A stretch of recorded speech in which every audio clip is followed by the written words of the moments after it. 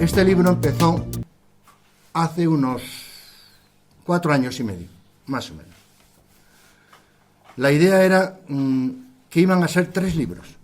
Uno era el final de la contienda española, con la rémora que arrastraba el gobierno de Franco tras la guerra, con todos los apoyos que había tenido la República, todos los apoyos que había tenido el Ejército Nacional,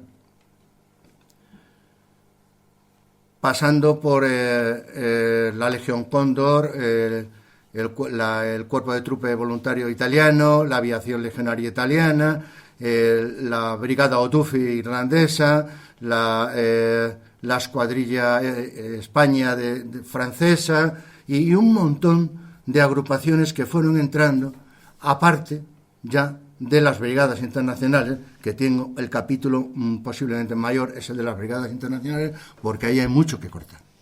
Hay mucho que cortar, se las ha ensalzado demasiado, cuando las brigadas internacionales no eran ni más ni menos que unas brigadas organizadas precisamente por el Comité soviético a través de Francia, entre Martín y Luigi el Gallo, el italiano, fueron los que organizaron el llamamiento a todos los países para venir a España a combatir.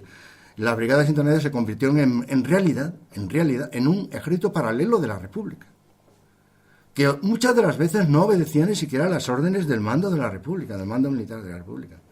Ese fue el motivo de que en 1968 al final disolvieran las brigadas internacionales. Pero no porque ellos se quisieran ir, no, es porque era un verdadero lacre para la República.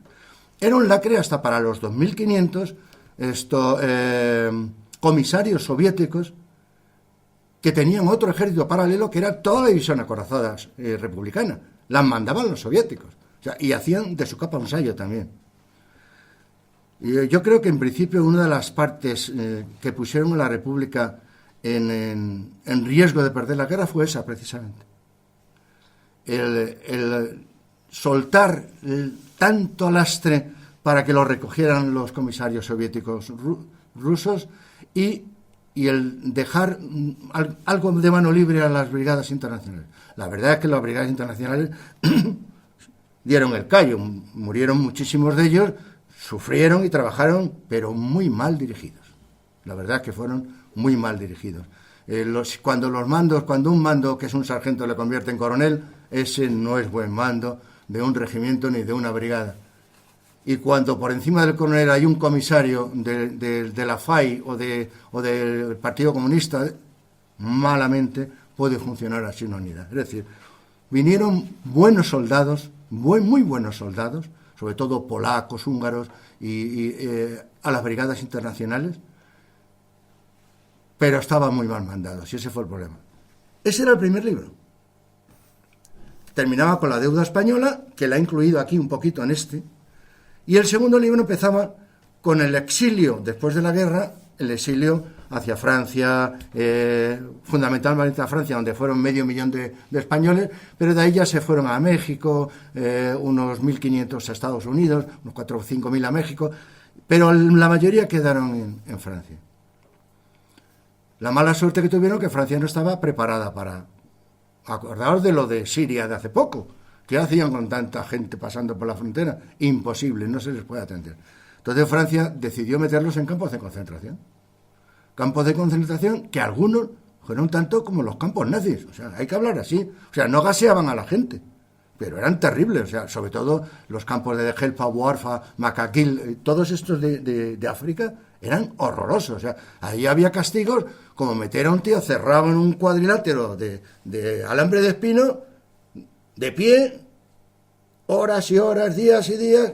Otros los enterraban y les ponían encima una lona, a pleno sol en el desierto. Otros los arrastraban con caballos. O sea, eran campos que estaban preparados para la gente rebelde y díscola y los desertores de la Legión Francesa. Y ahí metieron a los españoles. Claro, el régimen del campo ya estaba hecho. Los españoles tampoco debían de ser, nunca hemos sido muy dóciles para todas estas situaciones. Y claro, y los franceses ahí se cebaron con ellos. Los campos de Francia, pues al contrario, eran campos que tenían muy buena voluntad, pero no había campos. O sea, los mismos españoles tuvieron que hacer sus propias casetas, sus propias cabañas, haciendo hoyos en la arena y tapándose con lonas para poder vivir allí con sus maletas, en otras ocasiones con los mismos juncos de la playa. En algunos campamentos ya más dentro sí, les dieron tableros, maderas y tal para que pudieran construir barracones, pero lo pasaron muy mal.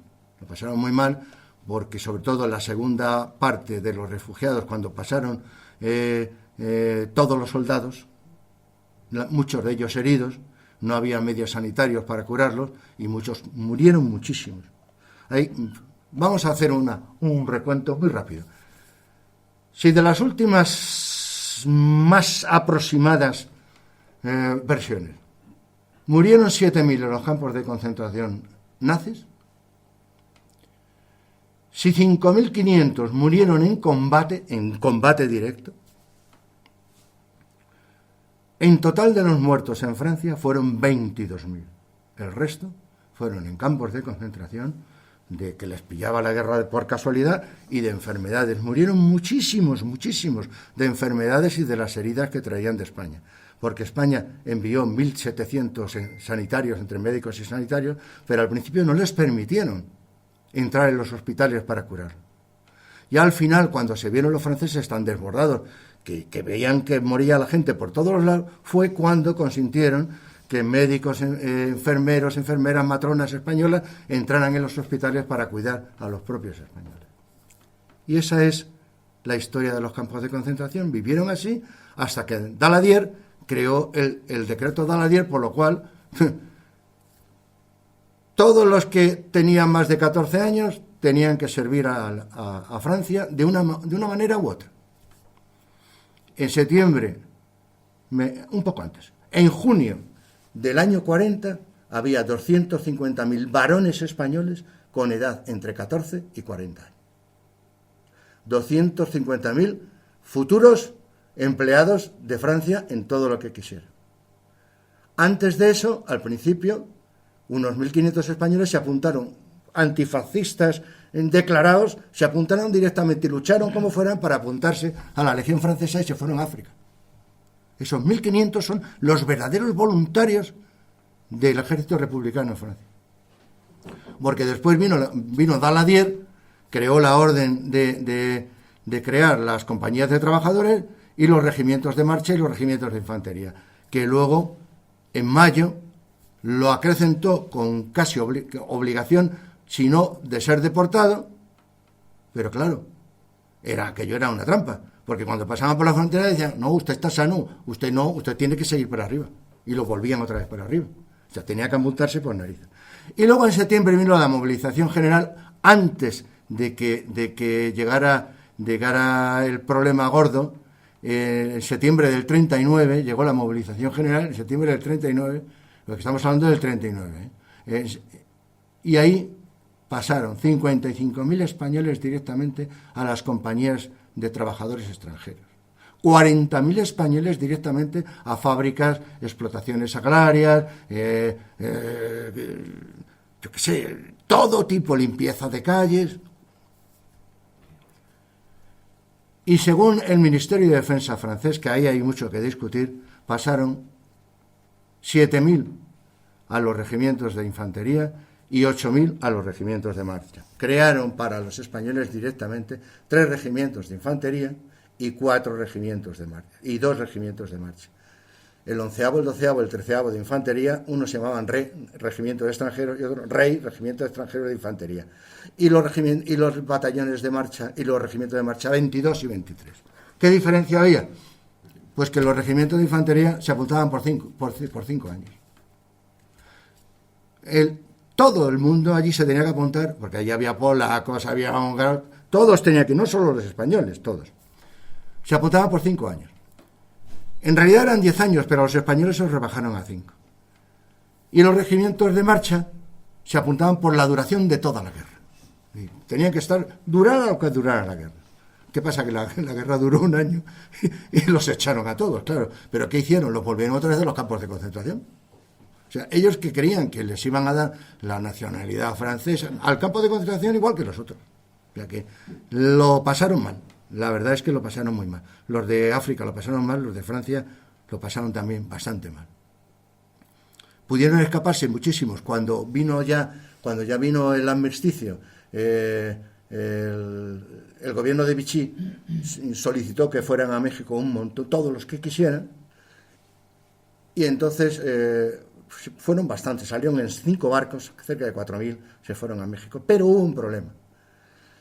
Los campamentos que estaban en la zona alemana, todos los campamentos que estaban en la zona alemana, Alemania impidió salir de Francia a todos los que hubieran combatido con los regimientos de marcha o con los regimientos de infantería. Les prohibió salir de Alemania. ¿Por qué? Tenía previsto la selección, la gran selección. Tenía previsto una gran selección. Tengamos en cuenta que fundamentalmente los regimientos españoles 11, 12 y 13 murió el 65% de los soldados, murieron, y entre ellos casi todos los españoles. De los regimientos de marcha 22 y 23 murió el 70% de los españoles. Había una ley que habían creado de que solamente podían estar un 15% del regimiento que pertenecieran a la nacionalidad española. Bueno, nacionalidad en aquella época ya no la tenían, pero pertenecieran a España. Un 15% tenían que ser españoles. Ese 15% se aumentó a un 20% y al final terminó en un 40%. Al final, ya una vez pasada la guerra, el armisticio, una vez cuando se empezó la recuperación de la zona francesa, ya los regimientos de marcha y de infantería tenían un 40% de españoles. Antes habían estado, los españoles tuvieron una actuación muy importante. Hablan mucho de los héroes de la 9, de los héroes de tal. Los verdaderos héroes fueron los de los regimientos 11, 12 y 13 y los de los regimientos de marcha, el 22, y los de las compañías de trabajadores extranjeros, que en Brie, en la playa de Brie, detuvieron al ejército francés lo suficiente para que pudieran embarcar los últimos de Dunkerque, a costa del 80% de bajas. Esos sí fueron los verdaderos héroes en Francia. Y el que diga lo contrario está falseando la historia. Esos se jugaron la vida para que pudieran salir sus compañeros de Dunkerque. La verdad es que en Dunkerque había aproximadamente unos 8.000 españoles para salir, casi todos de las compañías de trabajadores. Solo salieron 2.500. El resto se quedó allí. ¿Y qué pasó? Pues que los cogieron los alemanes, los enviaron primero a los Stalag como prisioneros de guerra, hasta que se hizo cargo de los Stalag, se hizo cargo la Gestapo. Entonces se hicieron una clasificación para buscar lo que ellos llamaban los Spanish Rock comunistas, o sea, los españoles rojos comunistas. Los cogieron a todos, tanto los de los regimientos como los de las compañías de trabajadores, y los metieron a todos, 9.000 directamente en los campos de concentración. Casi todos entraron en Mauthausen, casi todos. Mauthausen o el grupo de campos de concentración de Mauthausen, que eran bastante. Mauthausen, Gusen, todos esos formaban una misma mezcolanza con una misma afiliación. Fueran a donde fuera, la afiliación no cambiaba. Otra cosa es, al cambiar muchas veces de un campo a otro, a Rochefort o a otro, a Dachau o tal, sí les cambiaba la numeración. Pero tenían una cosa muy curiosa los alemanes. Les cambiaban la numeración, pero las fichas las seguían manteniendo. Si ese moría, a su campo de origen le decían, ha muerto. Por eso, hoy día se sabe exactamente, o casi exactamente, los que murieron en los principales campos. Porque el gobierno francés mandó al gobierno español, al Ministerio de Defensa, una cosa que se llaman documentos de deceso. Y son exactamente 4.200 documentos con 4.200 nombres de muertos en Mauthausen, Gusen. No habla de más campos, pero hay 4.200. Pero hubo un español, Casimiro Climent, que estaba encargado de la administración del campo de Mauthausen. Y a él le llegaban todas las fichas, y tenía todas las fichas. Cuando iban a entrar los norteamericanos y se dio la orden de destruir todas las fichas, él consiguió salvar 7.000 fichas. Y entre las 7.000 fichas aparecen los nombres de fallecidos de 4.745 españoles. Esos son seguros. La Asociación de Amigos de Mauthausen pues tiene catalogados de otros muchos campos, otros tantos, en total aparecen hasta 7.000. La documentación exacta son de esos 4.700 por un lado y 4.200 por un lado, que son los mismos. Los primeros entran en los segundos hay más.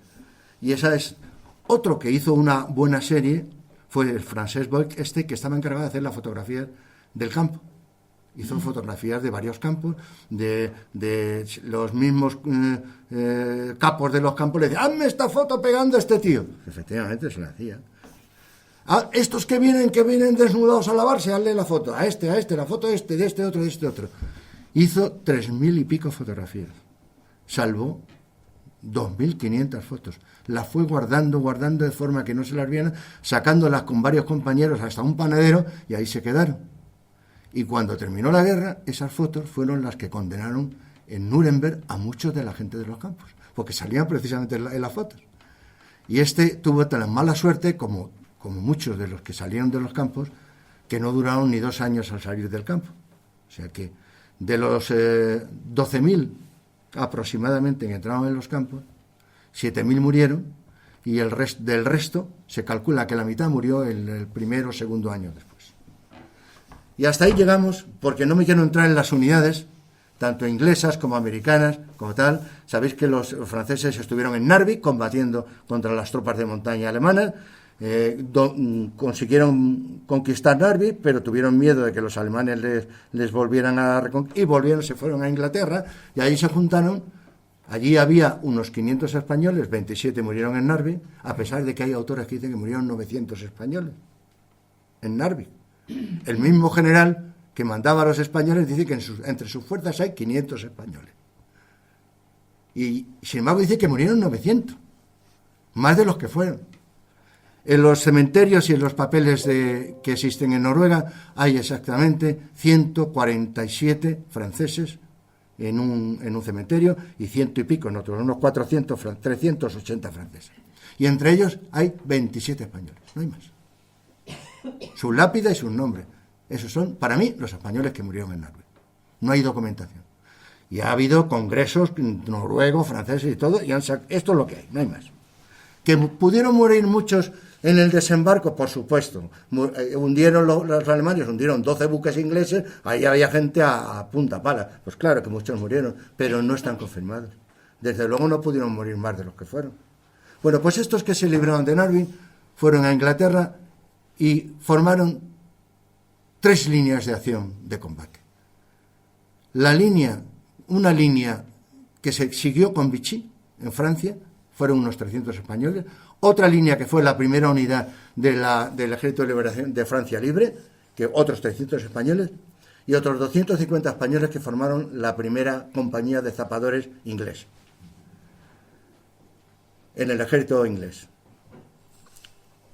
Y todos ellos estuvieron en Normandía, menos los primeros que se fueron a África, que fueron el germen del Cuerpo Franco de África. Luego formaron el Ejército Francés de Liberación, y luego formaron la segunda división blindada de Leclerc, donde entran la 9, el batallón hispano, que están perfectamente grabados ahí en el libro, con casi todo su personal, los que murieron, los oficiales, los suboficiales, todo está en el libro.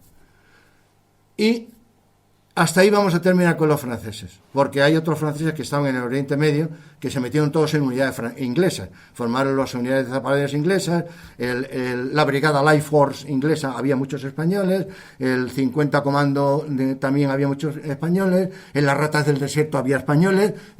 Está todo muy diseñado, dónde fue cada uno, dónde fue, siempre con las dudas de más o menos, tampoco se puede saber. Y esa es la parte. En los americanos me he basado más que nada en las investigaciones de la Asociación Sancho de Berco, que ha estudiado muchísimo los vascos en la Segunda Guerra Mundial. Y una vez que entran con los vascos, pues por asociación con profesores norteamericanos, pues han sacado, a ver qué hora es, han sacado hasta 2.000 españoles nacidos en España que combatieron con los ejércitos americanos, La mayoría de ellos en el Pacífico, aunque hubo muchos en Italia, en Francia y en Alemania hubo muchos españoles también. Algunas mujeres en el cuerpo auxiliar femenino, una de ellas llegó a coronel precisamente, y muchas oficiales y muchas suboficiales, también mujeres españolas. La parte de los espías es un poquitín, digamos, rocambolesca, porque la parte de los espías es muy curiosa. O sea que la mayoría de los espías españoles trabajaban para los dos bandos. O sea que tanto para uno como para otro. Jugaban a dos velas. El que conseguía, y muchos de los el ejército aliado y el ejército alemán lo sabían. Intentaban meterle cosas de clavo para que se las diera al otro. Y toda esa historia de los espías es curiosísima, porque hay desde niñas que espiaban en Canfranc, pasando documentación y pasando gente en España, a españoles que vinieron de África, mandados por los americanos del SAS, el anterior al servicio secreto norteamericano, anterior a la CIA, para hacer operaciones en el sur de España, que se llamaba la Operación Banana, Operación Albaricoque, muchas operaciones, fueron bastantes de ellos. Se tenían que apoyar precisamente en los grupos comunistas para poder tener la logística, y al final Dolores Ibarruri le dejó con el culo a Ares y los cogieron a todos y los cepillaron a la mitad. El mismo Partido Comunista les dejó con el culo al aire. ¿Por qué? Porque estaban con los norteamericanos. O sea, es que así somos. De Dolores Ibarruri hay otra historia muy curiosa, que fue la culpable de meter en el Gulag a la mayoría de los republicanos españoles que entraban en el Gulag. Cuando se dio la orden de que los republicanos, los primeros que iban a salir eran los republicanos españoles, Dolores Ibarruri dio una orden al Partido Comunista Soviético de que ningún español que fuera desafecto a la nomenclatura del Partido Comunista Soviético debería ni podía salir del Gulag. Y no salieron.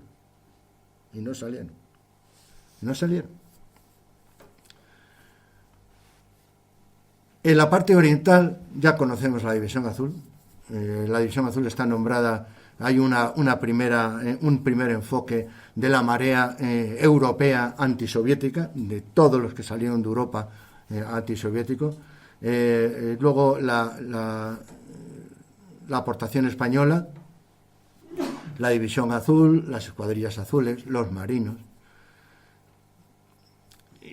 Ahí hay una pequeña historia que la he metido porque la he sacado de una página de un libro inglés que luego encontré también en un libro francés. Resulta que hubo marinos españoles en la marina soviética que no eran los que fueron contratados directamente, perdón, en la marina soviética, en la marina alemana, contratados directamente por los alemanes para la marina auxiliar alemana, es decir, la marina que se dedicaba a guardar los ríos, la entrada de los ríos, los puertos y tal. Y hubo bastantes españoles contratados. Conseguí encontrar en qué sitios habían preparado, cuál era su base y tal, y me resultó muy curioso. Lo puse en este libro, no pensaba ponerlo, porque digo, no hay suficiente documentación.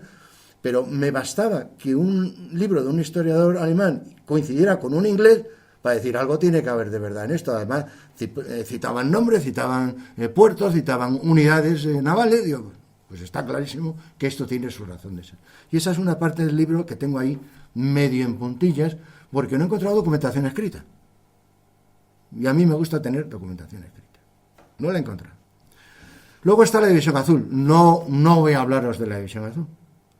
Sí hablo de las operaciones y de las fuerzas que tuvieron que encontrarse la División Azul en cada una de sus operaciones, fundamentalmente las fuerzas soviéticas. ¿Por qué? Porque de nada conseguimos hablar de que la División Azul hizo esto y o hizo otro si no sabemos qué fuerzas tenía enfrente. Nadie sabe, por ejemplo, o era poco sabido, que tanto en Posad como en Otensky fueron bombardeados por varias baterías de cohetes Katiuskas. Pues fueron bombardeados por 3 baterías de cohetes Katiuskas. Eso no costaba en ningún lado. Pero sí aparecen los documentos soviéticos donde te dicen el número de batería, cuántos disparos te hicieron y qué días, sobre qué, cada una de las posiciones. Yo, la verdad, tuve un verdadero apoyo con el chico con Vargas, que me tradujo un montón de documentos soviéticos. Él me los tradujo. Luego los publicó él en Memoria Blau y los publicó por ahí pero un montón de documentos. Documentos que te dicen cosas extrañísimas. Y entonces, otra parte que narro, yo creo que bastante bien, es la parte de los soviéticos, de los republicanos, tanto marineros como del ejército de la Stashka, como los guerrilleros, como partisanos, etcétera.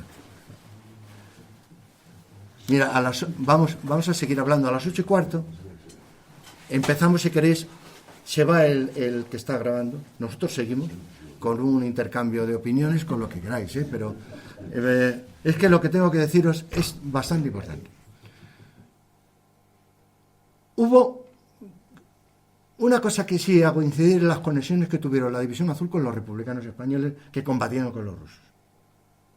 A pesar de que estuvieron a punto de entrar en contacto en 2 ocasiones, el único contacto que tuvo la División Azul con los guerrilleros partisanos españoles soviéticos, contacto directo, fue uno que cogieron los alemanes cerca de Miasnovibor.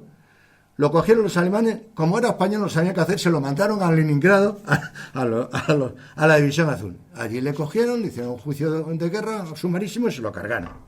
Y eso está en actas, hasta en la División Azul. En el diario de operaciones de jurídico está puesto. O sea, ¿cómo se llamaba el tío? Tal. Los rusos también lo dicen. Pero, sin embargo, hubo un comando formado por republicanos españoles que pertenecían a la Osborne, la compañía. Estos tenían un problema. Había un problema del Partido Comunista Español en cuanto a los republicanos españoles, porque muchos de ellos querían participar en el ejército ruso y otros querían participar en el ejército precisamente del Partido Comunista. En Rusia había 2 ejércitos, uno propio de la Stashka y otro que pertenecía al Partido Comunista. La Osborne, esa famosa unidad independiente, no sé qué, era del Partido Comunista. Las brigadas independientes y los aviadores españoles eran de la Stashka. Pues bien, como las brigadas independientes tenían un éxito importante a la hora de combatir, Dolores Ibarruri se quejó al comité, se quejó precisamente a la Stashka de que no tenía por qué haber españoles en el ejército soviético, que debían de estar en los ejércitos del NKVD. Y entonces, inclusive, a los oficiales españoles que estaban en las brigadas estas independientes del ejército soviético y al mismo coronel Starinov, que había sido general de una brigada en España, los hicieron como personas no gratas. Los quisieron hasta meter en el Gulag. Los españoles hasta el final cedieron y se vinieron precisamente al ejército los ejércitos de la NKVD. Y en vez de combatir en Rusia, como estaban combatiendo los otros, pues terminaron combatiendo en la parte de Ucrania, Turquía y por ahí. Dolores Ibarruri hizo mucho daño a los españoles que estuvieron allí.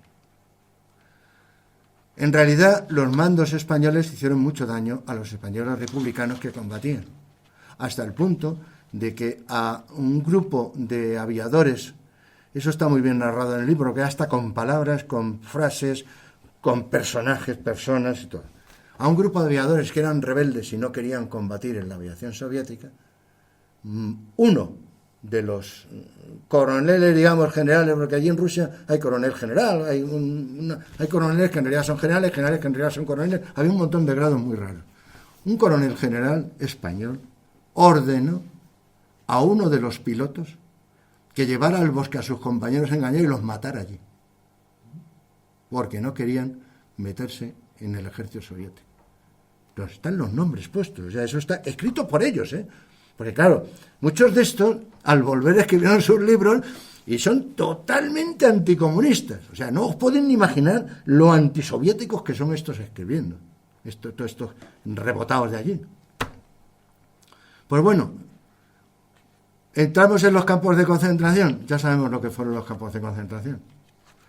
allí pues hubo el que más da de españoles metidos, pues os voy a decir, son 560 divisionarios y el que más da, 560 divisionarios y unos 300 republicanos.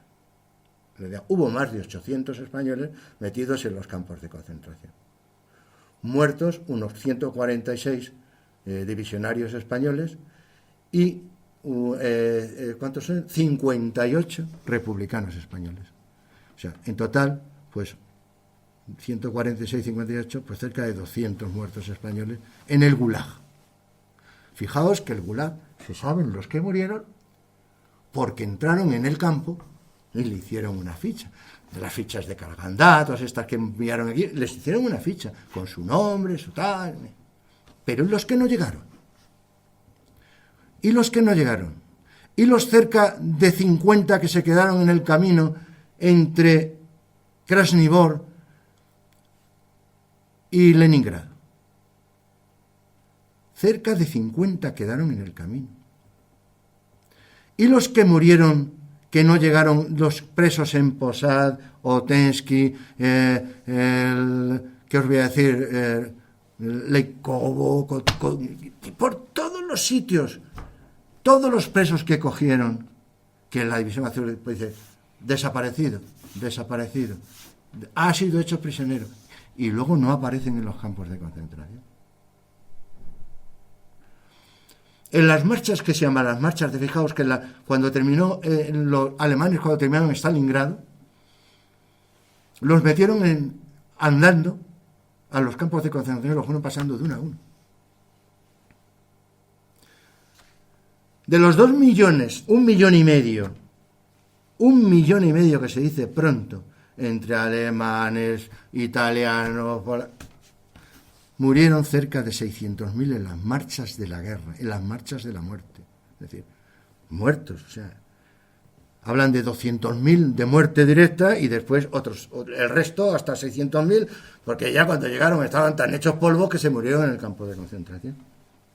O sea, lo peor, para mi punto de vista, y no está estudiado, fueron las marchas de la muerte. O sea, los que no llegaban nunca. Fijaos, los que iban al norte, al Nordli, al Círculo Polar.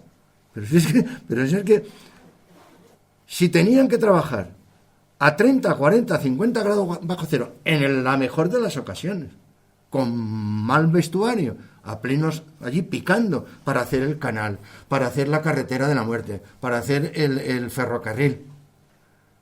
Ya habéis visto la cantidad de nieve que había, que ese hombre está picando para hacer una escalera, para poder bajar hasta abajo a los parracones. Ahí murió gente. Pero no solamente españoles, murieron alemanes, de todo. Y ese fue lo terrible de los campos de concentración. Fue más de lo que normalmente creemos, es muchísimo más.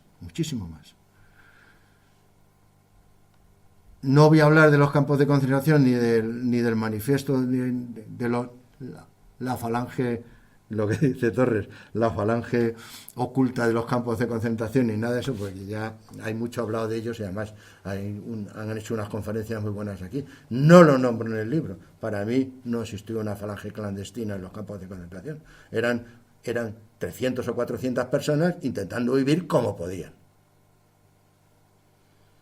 Y españoles republicanos y españoles de la División Azul, unidos los mismos en el mismo afán, mantenerse juntos, sobrevivir como pudieran y salir de allí como pudieran.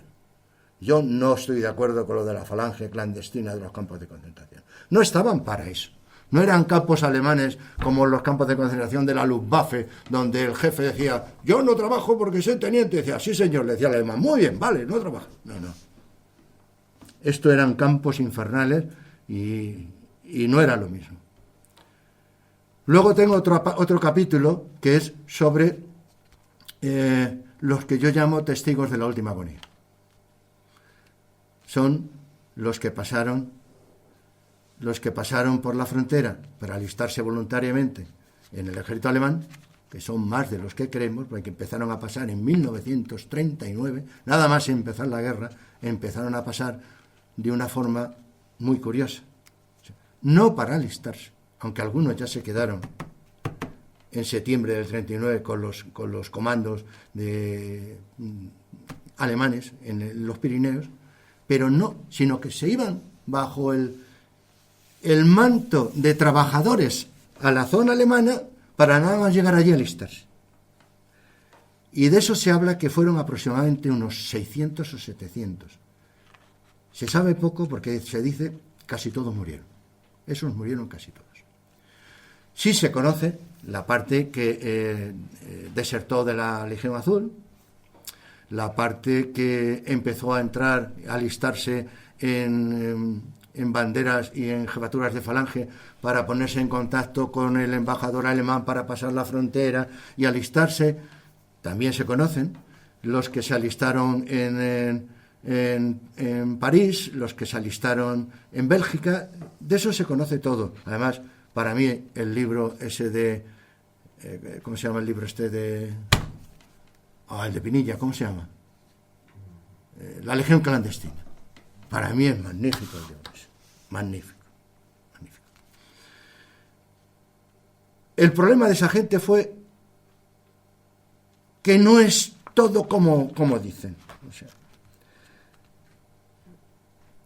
ni Ezquerra pudo conseguir los hombres que quiso, porque es imposible, es totalmente imposible. Ni pudo tener el batallón que tuvo, porque es totalmente imposible, por los números y por la gente que él pudo recolectar en Stabroek y en otros sitios. Es imposible. Lo más que he conseguido yo, inclusive hablando con varios alemanes, es que Ezquerra pudo tener como máximo una compañía ampliada de 180 hombres que dividió en dos compañías de 90. Una la mandó al Pico del Águila y con la otra se quedó en Berlín. La del Pico del Águila fue cogida totalmente cuando la cazaron los alemanes y la de Berlín resistió como pudo. ¿Qué pasó con la de Berlín? Pues que en realidad cuando entraron los rusos resistieron un poquito, pero cuando ya empezó a ponerse la cosa negra, empezaron a escaparse por todos los lados, hasta llegando a las embajadas y presentándose en las embajadas. Algunos de ellos no sabían qué hacer con ellos, como el caso del famoso médico que no era médico. No supieron qué hacer con él. Se presentó como capitán médico y no era capitán médico. Y al final no sabían qué hacer con él. Y los otros, pues hay montones de documentos de embajadores, aquí cito algunos, pero están copiados en las páginas estas que digo yo, los documentos de los embajadores. Se han presentado 14 individuos que dicen que pertenecen a la Legión holandesa y no sé qué, y los han captado y tal, que los rusos han matado a tantos en tal lado. ¿Qué hago con ellos? Y de esos hay montones de ellos. Mi opinión particular es que sufrieron muchísimo las primeras compañías, las dos primeras compañías que salieron de españoles que estuvieron precisamente en toda la parte de Checoslovaquia, Hungría. Eso sufrieron una barbaridad. Sufrieron menos los que estuvieron en la parte de la frontera italiana, aunque se portaron muy mal. O sea, la verdad es que la opinión que existe de los italianos es muy mala de ellos, se portaron mal. Y, desde luego, quitando los primeros encontronazos, la verdad es que el famoso batallón de Ezquerra, las 2 o 3 secciones que tenía Ezquerra, al final terminó escapándose por todos los lados. Uno se pasaba por un obrero tal, el otro se quiso pasar por un inmigrante polaco, el otro tal. Al final los cazaron a casi todos. Los metieron en los campos de concentración americanos e ingleses, allí mismo, próximos a Berlín, y volvieron en el 47. Volvieron en el 47, en el Plus Ultra, en el Bannführer. Otros quisieron pasar a través de Suiza, son los famosos de Chambéry, con la mala suerte de que hubo un chivatazo en el mismo campamento donde salieron de Suiza, y los estaban esperando, y si no llega a ser porque hubo un tío muy listo que supo dar marcha atrás al tren, hubieran muerto todos allí. Porque no solamente eran republicanos españoles los que estaban allí pegándoles bofetadas y tal, sino que había gendarmes franceses pegando tiros. Y claro, hubo cerca de 200 heridos que volvieron allí, tuvieron que ser curados en los hospitales suizos. Esos también volvieron y se fueron a Francia, y tras estar unos meses en un campo de concentración, embarcaron en el 47 y en el 48 también en el Plus Ultra, el Banford y tal, con los que habían cogido del batallón fantasma en París. Otra cosa fueron los que vinieron de Rusia. Los que vinieron de Rusia... ¿Ya has terminado? Ya 5 minutos. Venga. Otra fue los que vinieron de Rusia, que ellos ya sabéis que unos volvieron en el Semíramis y otros volvieron como pudieron. En tren, en barco, escapados, andando, como pudieron.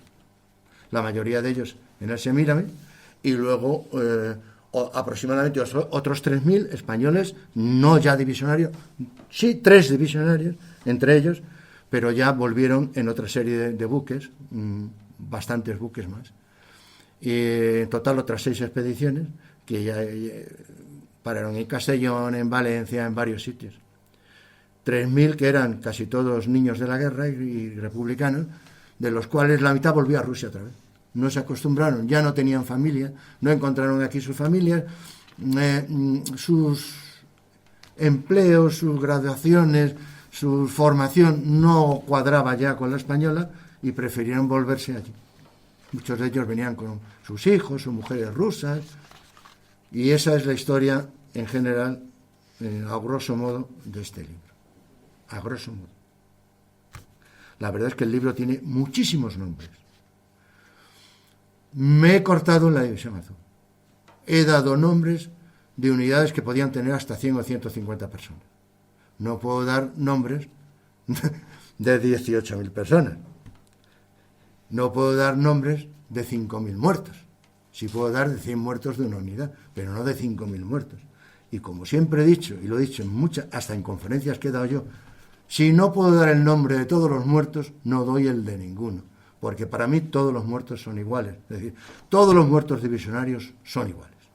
Tanto si es el teniente coronel que murió en Krasnivor, como el último soldado, el último Guripa, que pudo morir en los primeros bombardeos del 12 de octubre en el Bolchav. Y esa es la historia. Están dados los nombres a nivel de regimiento, batallón y compañía independiente de todos sus mandos. Y algunos importantes. ¿Cuál es el verdadero problema que ha tenido este libro? Os lo voy a decir. Que unos decían que solamente la parte de los republicanos. Otros decían que solamente la parte de la división azul. No publicaban otra cosa. Y estoy metido en páginas republicanas, y muchas me conocen todos. Es que no hay ni comparación. Los divisionarios, pues anda que no corrieron en Krasnivor, corrían con el rabo entre las patas, que no sé qué. Los que valen fueron los de la 9. Cuando yo les dije a uno que en Francia los únicos que valían, para mi gusto, fueron los que murieron en Brie defendiendo la retirada de Dunkerque, se le echan las manos a la cabeza. La 9 es el sumum. La 9 tuvieron la suerte de que fue la avanzadilla que De Gaulle quiso meter primero en Francia para avisar que iban a ir ellos. Que se encontraron con que en París no había fuerzas alemanas en condiciones. Había una división de servicios, practicantes, fontaneros, policías, porque todas las fuerzas importantes se habían ido hacia el norte a parar a los aliados. Carros de combate, había 4 o 5 carros de combate franceses y 7 o 8 carros Panzer, además sin mantenimiento. O sea que no había fuerza suficiente. Cuando empezaron a entrar los alemanes, el mismo general que mandaba esa división le dijo al gobernador alemán: oye, macho, aquí hay que rendirse, bueno, aquí no pueden morir todos nuestros hombres, que además no se pueden comparar con lo que viene. ¿Por qué entró primero la 9 corriendo en contra de la opinión de los norteamericanos?